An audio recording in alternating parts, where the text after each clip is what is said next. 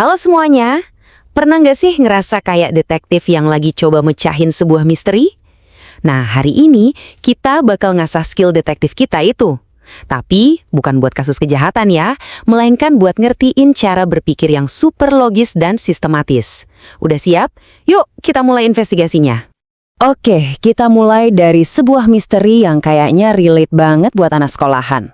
Coba bayangin ya, bel istirahat baru aja bunyi. Kamu lari ke kantin, tahu goreng favorit kamu udah ludes. Lenyap tak bersisa. Loh, kok bisa?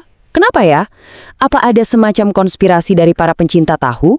Atau jangan-jangan ada penjelasan logis di baliknya? Nah, daripada cuma nebak-nebak doang yang ada malah pusing sendiri, kita bakal pakai sesuatu yang jauh lebih ampuh. Yang kita butuhin itu adalah sebuah metode, sebuah cara berpikir yang runut. Anggap aja ini semacam senjata rahasia yang ngebedain detektif amatir sama detektif profesional. Dan senjata rahasia itu namanya adalah cara berpikir seorang peneliti. Wah, kedengarannya serius banget ya. Tenang-tenang, ini jauh lebih simpel dan lebih keren dari yang kamu bayangin kok. Intinya, ini tuh cuma cara berpikir yang terstruktur. Itu aja. Akar dari semua ini tuh ada di konsep yang namanya penulisan karya ilmiah. Jangan takut dulu sama namanya. Sederhananya gini, ini tuh cuma cara kita nyusun pikiran dan tulisan biar masuk akal dan bisa dibuktiin, ngikutin aturan main yang disebut metode ilmiah. Oh iya, biar kamu tahu, semua kerangka berpikir yang kita obrolin ini bukan karangan saya loh ya. Ini tuh diadaptasi langsung dari materi kuliah beneran tentang penulisan karya ilmiah. Jadi ilmunya jelas, valid. Terus, tujuannya apa sih kita belajar ginian? Tujuannya simple, buat ngubah pikiran kita yang kadang suka kusut dan berantakan jadi alur pikir yang jernih dan teratur. Ini bukan cuma soal ngerjain tugas sekolah, tapi soal semua hal di hidup kita. Mulai dari milih hobi sampai ngatur uang jajan. Ini tuh life skill yang kepake banget. Oke, sekarang kita masuk ke bagian intinya nih. Yuk kita buka kotak peralatan detektif kita. Ada 5 langkah dasar yang harus kita ikutin di setiap investigasi yang benar. Nah, ini dia 5 langkah sakti dalam setiap investigasi. Pertama, tentukan masalah. Jadi, apa sih yang sebenarnya pengen kita pecahin? Kedua, kita jadi detektif beneran, yaitu kumpulkan data atau petunjuk. Udah dapat petunjuknya? Lanjut ke langkah ketiga, kita analisis datanya, kita cari polanya. Terus kita mikir, ini semua artinya apa ya? Nah, itu langkah keempat, tafsirkan temuan. Dan akhirnya, momen puncaknya di langkah kelima, tarik kesimpulan. Sekarang, ayo kita tes metode ini di kasus tahu kantin tadi.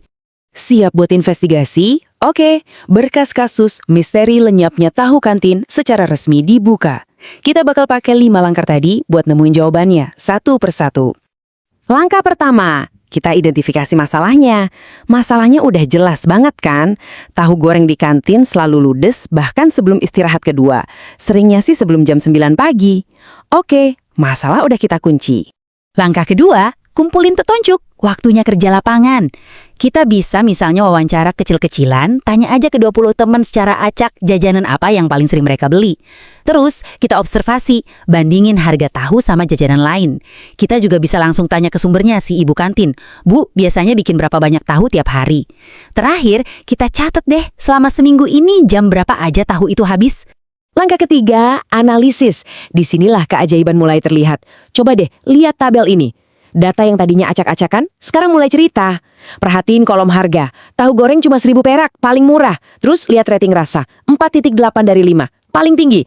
Dan yang paling jelas, kolom habis jam. Jam 9 pagi, jauh lebih cepat dari yang lain. Nah kan, pola-pola ini nggak mungkin bohong. Lanjut ke langkah keempat, interpretasi. Jadi apa artinya semua ini? Ayo kita sambungin semua petunjuknya. Harga murah, ditambah rasa yang paling disukai, terus kayaknya stoknya juga terbatas. Ini semua nunjuk ke satu hal. Tahu goreng ini emang primadonanya kantin. Dan akhirnya, langkah kelima, kesimpulan. Berdasarkan bukti harga termurah, rasa terlezat, dan stok yang kemungkinan terbatas, dengan ini, kasus ditutup. Tahu goreng kantin cepat habis bukan karena sihir, tapi karena kombinasi sempurna dari permintaan yang tinggi dan persediaan yang terbatas. Misteri terpecahkan. Gimana? Ternyata metode ilmiah nggak semenakutkan itu kan? Malah seru.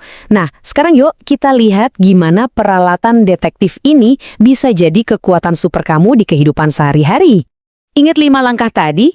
Itu bukan cuma buat mecahin misteri tahu goreng loh. Itu tuh superpower kamu. Misalnya, kamu lagi bingung milih jurusan. Coba definisikan masalahnya. Kumpulin data dengan riset kampus dan ngobrol sama senior. Analisis plus minusnya, baru deh tarik kesimpulan. Ini cara buat ngambil keputusan cerdas berdasarkan bukti, bukan cuma berdasarkan perasaan atau ikut-ikutan. Jadi, pertanyaannya sekarang buat kamu. Setelah punya perangkat detektif ini, misteri kecil apa nih di hidup kamu yang pengen kamu pecahkan? Mungkin, kenapa koneksi internet di rumah selalu lemot pas malam? Atau, kenapa tanaman di kamar kamu kok nggak tumbuh-tumbuh? Mulailah berpikir kayak peneliti ya. Selamat mencoba!